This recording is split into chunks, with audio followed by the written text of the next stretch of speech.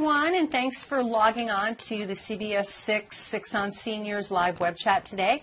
My name's Ruth Teets. I'm the Director of Marketing at Baptist Health. I'm filling in for Tim Bartos. He'll be back next month and next week with a live segment. But today we're talking with Lauren Tulin, who I am privileged to know and I actually have done some training with in the past. Lauren's a certified and experienced yoga practitioner and teacher. It's been part of her life since her early teens, hard to believe, more than 35 years ago. She's been teaching for more than 2 decades, offering seminars, workshops, trainings throughout the country and internationally, I think. Directs at trainings here at Heart Space Yoga right here in Albany, and has a thriving yoga therapeutic practice where she works with individuals to help them with their specific needs, empowering them to establish and maintain wellness in their own lives. Lauren also teaches yoga as medicine seminars with renowned yogi doctor Timothy McCall, and she's been featured in many national magazines and produced a public TV special on the practical power of yoga, and we're going to talk about that today as it relates to caregivers, caregiver stress, and maybe for some folks who are even dealing with some illness a little later in life.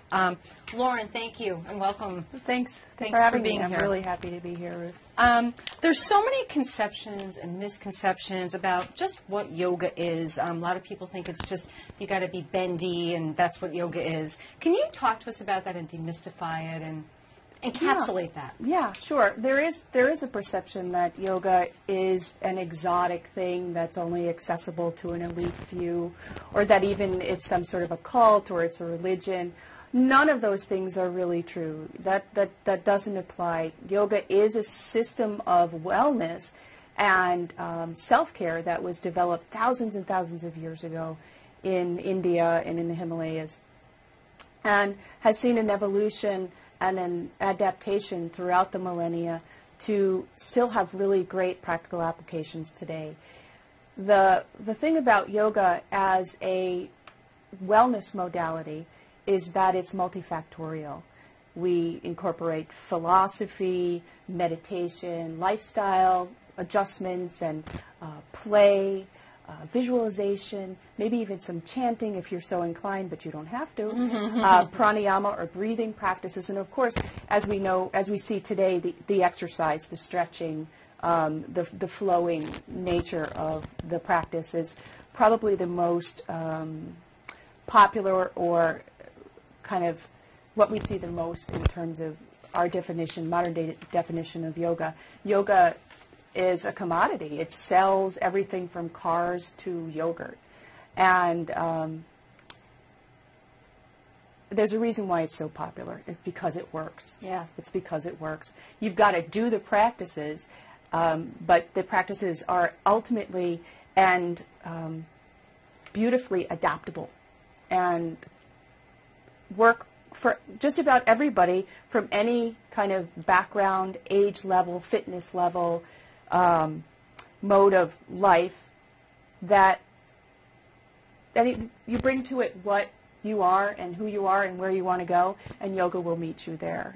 And that's, I think, why it's so popular and why it's so effective.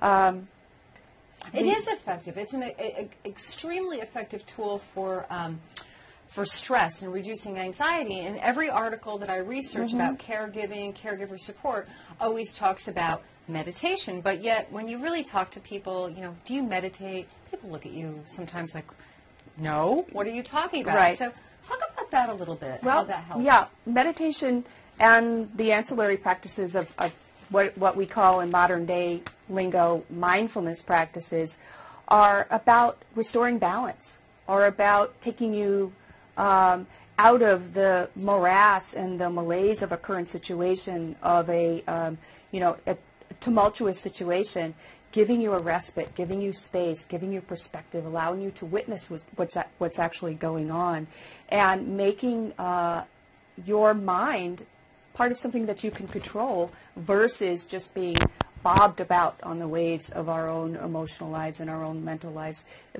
Meditation can give us a feeling of control, and again, bring us some balance and restoration. Even if it's a few minutes a day, the effects are are tremendous and long-term. Yeah. Oh, yeah, absolutely. Yeah, you need a little bit of instruction or guidance, but more and more every day that guidance is out there in terms of meditation through all different medias. There's online classes, there's, CDs, all sorts of recordings, DVDs, and probably in your own town there's someone who teaches meditation.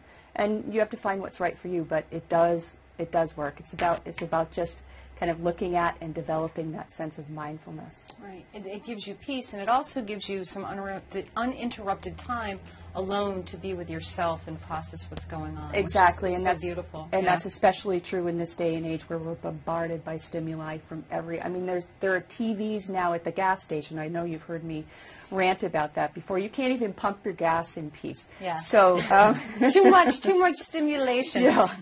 So can you practice yoga without? I mean, I know the answer to this, but I used to not believe it. Without getting your leg around your head. I mean, I know you probably can do that, but on a good day, but for the masses who really want to just start with this, I mean, is it accessible? Yoga's accessible. Yeah.